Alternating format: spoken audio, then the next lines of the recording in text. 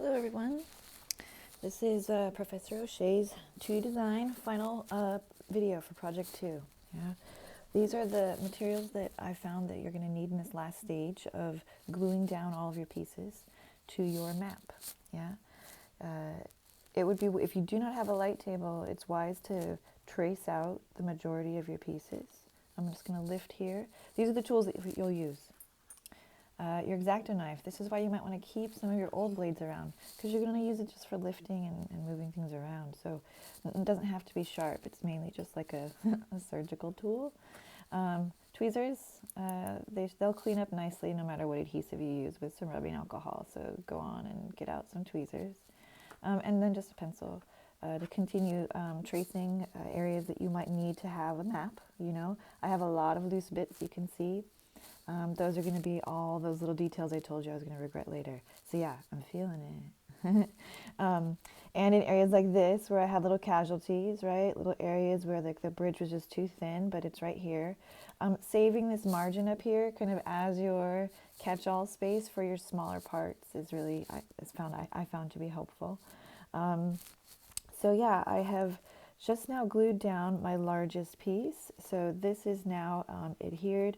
This has been dried for maybe about, I don't know, 10 minutes. So that way you can see kind of what you can do afterwards when there's glue blobs. You just kind of leave them. This area here, I had a small bridge here with my protester and their sign. And so that was an area where I had to kind of be extra careful laying it out.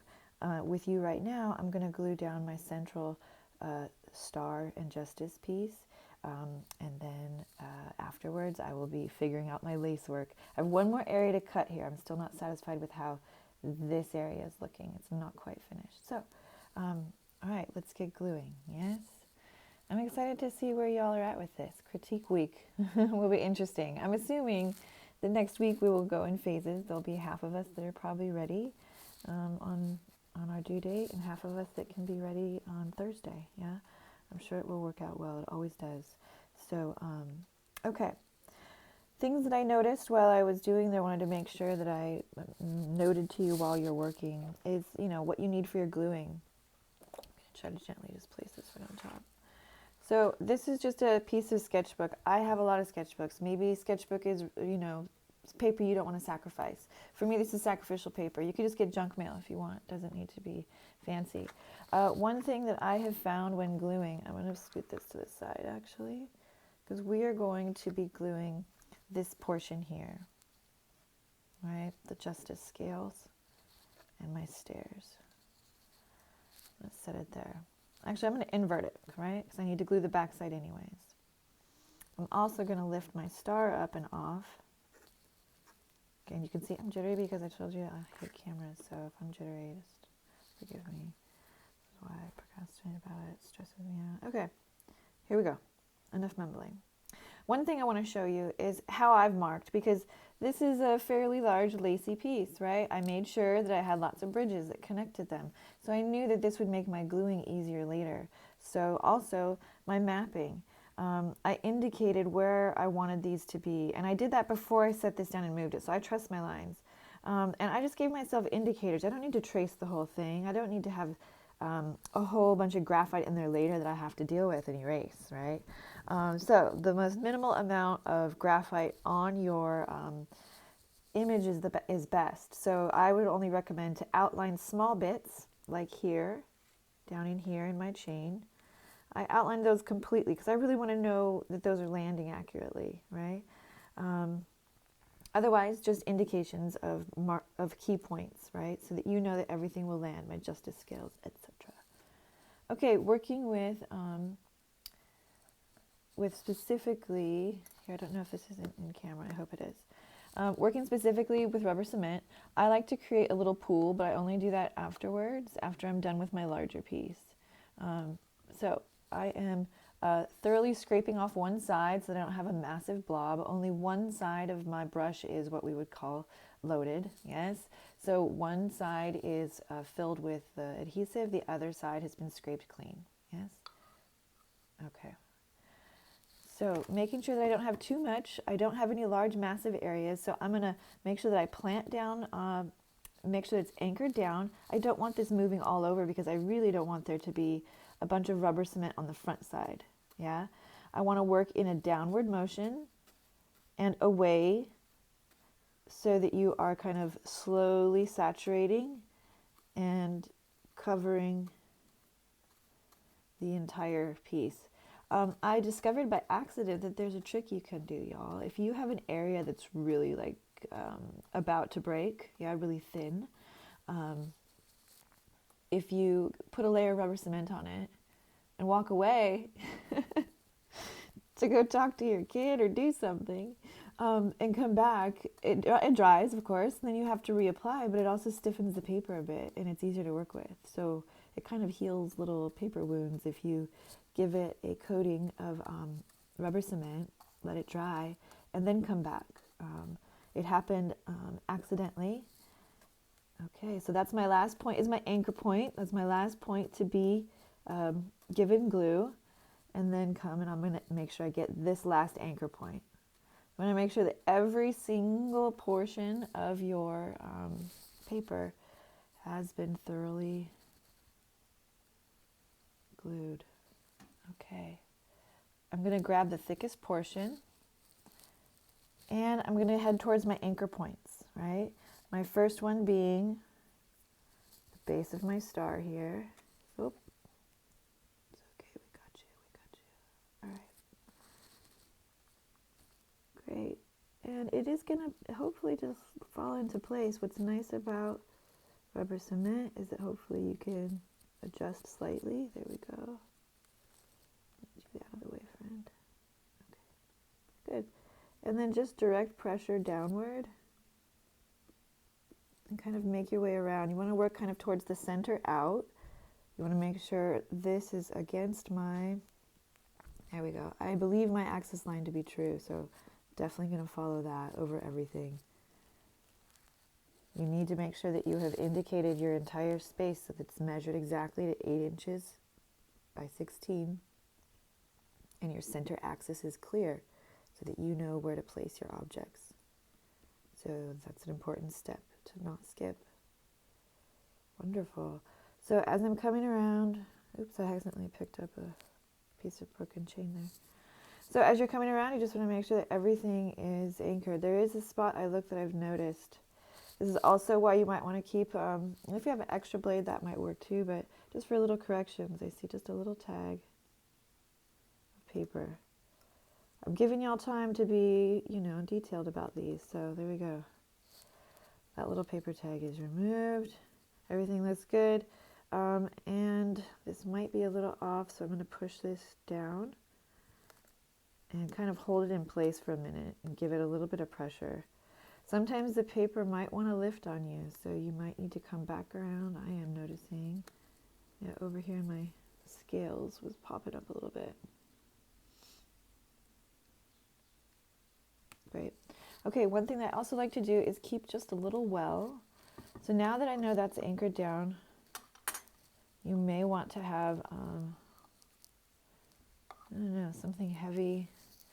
I like to keep, okay, here's my little well. First we're going to talk this. Sometimes it's easier to, I want to make sure this is accurate. Okay, that is the front. So flip it. Remember, you want to glue the back side. Now, I have a little sacrificial brush here. Wait, it's not it. This is my sacrificial brush. This one was flared out. It had been used for dry materials, and it's ready to retire. So I'm going to use it on rubber cement for today. For something, for the small bits, yeah? Having something that's a smaller brush than that it can just pick up from a little well and give you a nice thin layer on smaller parts, I think is helpful. And then when there's really small bits, like the chains that I'm going to do right about now. Okay, again, this X-Acto knife is super helpful. Okay, we're coming in. Downward pressure, oh come on. Yeah, if it's too thin of a layer, you might not get a good adhesion. So I had mentioned maybe some downward pressure. I happen to have these really cool things from fermenting. This is for me being like a super hippie mom, so not necessarily an artist. Go into your house, see what you have. I'm sure there's something flat. You could use the bottom of a really flat glass, right? Any glass cup that you have that has a flat bottom. That way you could kind of see it, and you could push downward and make sure that you're getting good pressure. I don't know, it's just something that I found while I was working was really helpful. This one is not wanting to stick. It's sticking to my finger on the back side more than anything. There we go. Okay, I'm going to give that a little extra pressure.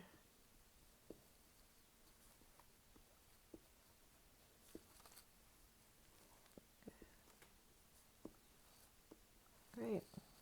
Okay, so my last areas that I want to glue for you before I let you go is the oops, let's just scoot it over. That's why it looks off. Are my little chain, the broken chain. There we go. I believe. No, I think it was correct the first time. I don't know. That's tough to. Yeah. Let's flip it. Isn't it odd? No. It's better the first way.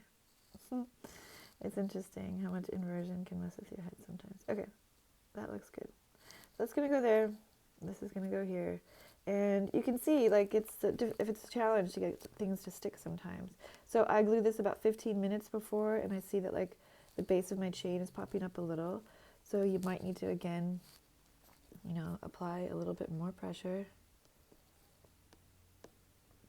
All right, I'm going to give myself some more rubber cement to work with to get these, again, scraping down. So I'm not creating too massive of a pool. I'm going to create that little well to work with, maybe just a little bit more. And this is just going to be a spot that'll get kind of boogery over time, but you can just kind of reapplying your stuff there, and that way you just have a spot for,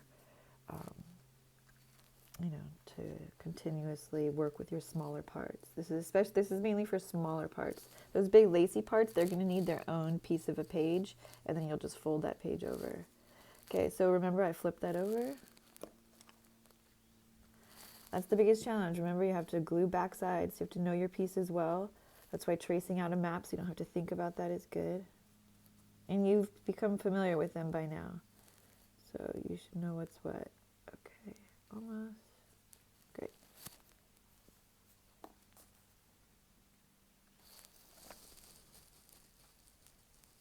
I flipped it. Oh well. Whatever. No, that looks right.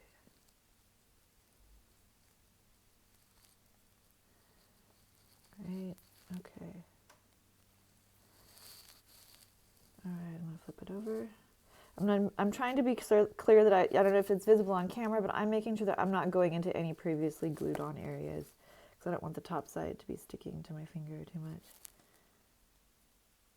If you have smaller parts, you really need a space to be able to glue them.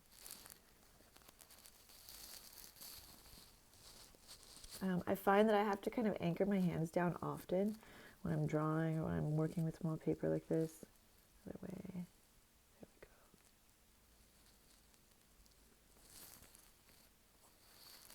we go. X-Acto knife, you're going to be using it not only as a cutting tool, but as a surgical tool, and has a nice, usually flat base. Just be careful with the tip that you can kind of apply downward pressure to. It's not a sticky finger, yeah? I also like rubber cement because you can easily kind of clear your fingers of it, yeah? I always have kind of a little shop rag or just apron working with yourself.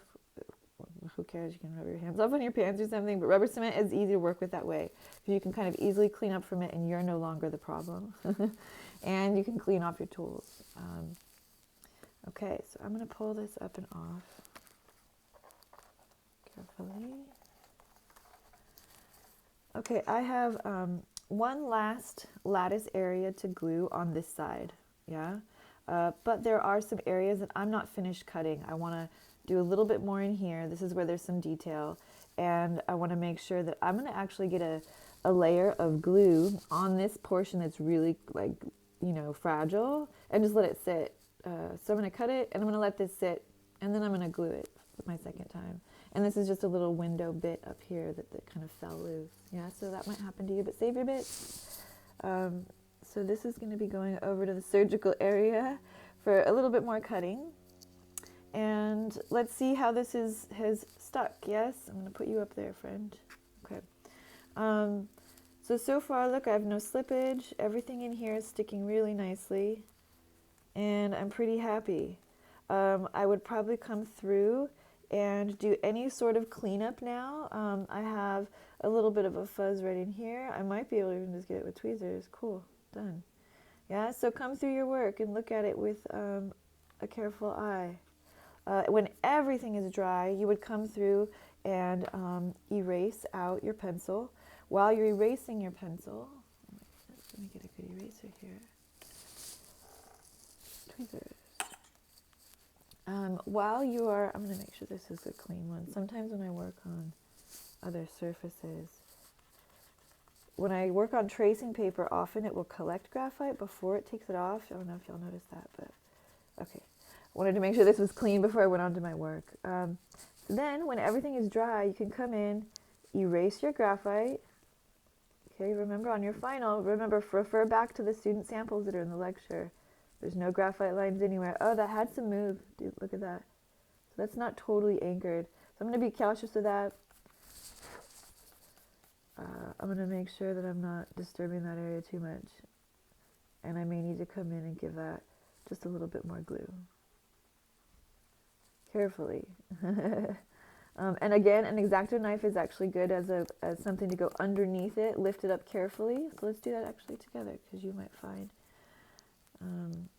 that isn't quite dry, so I'm not going to start to erase over here. And then you're going to need to just kind of keep a cautious eye on your work. Like, are there areas where it's lifting? I can see that there's a little bit of lift here on my star. And this area, look, is not hasn't stuck. The little sign didn't quite stick. So how do we handle little bits like that where the majority is stuck, but there's maybe an area that's lifting, or there's a little eraser or a paper booger that's glued underneath? Oh, that's a bristle. Yeah, so that's one of my rubber cement bristles that was stuck under there. Okay. Gross. It's all boogery too. Okay.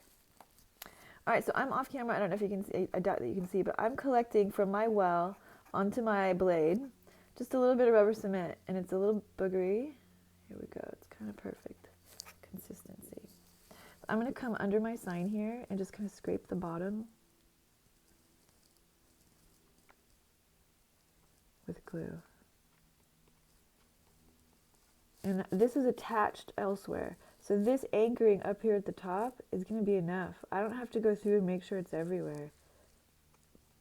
Done. And I'm going to let that just set, because that blob will roll away really nicely later. One other area. Again, I'm kind of just scraping my blade through my well of rubber cement on the side there. Another area that was lifting is my star here. So I'm just going to kind of scoop underneath that edge and scrape it off and tap it down. Okay, nice. Again, sometimes your fingers ruin it because they have more. I wonder why this. We just have a different oils and stuff. Okay, there's another area, and so this is where you kind of go through your own work and you start to make sure that everything's sticking. Everything on this side is looking pretty great. Yeah, this is good in here. I realized I just didn't need these chains. Like, no, there's enough. Like, we get the reference, I believe. Like, I don't need to go with all this ridiculous detail sometimes. Everything is working pretty well over here. Good. Awesome. Let's make sure those bits are solid. Good, good. My star is still a little wobbly. I'm going to give it a little more. And your rubber cement is on a timer over there. You know, it's not going to last forever. It's actually probably maybe good that my star is off or not stuck, because it's not looking super registered according to my own center line. So let's give it a nudge and bring it back to center. All right, friend.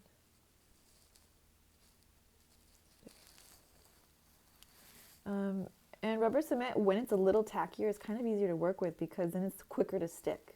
What I like about rubber cement is that it's like at a certain point you can peel it off and re-adhese it. But that window is longer than it is with traditional glue. So rubber cement, you can move it around a little bit longer. It's a little more malleable. And it cleans up really nicely. Just make sure it's well ventilated. Yeah, that was really pulling up. Oh, look at that. Okay, again, I'm just sliding it under the blade. And it's going to come and I'm just going to tap it down.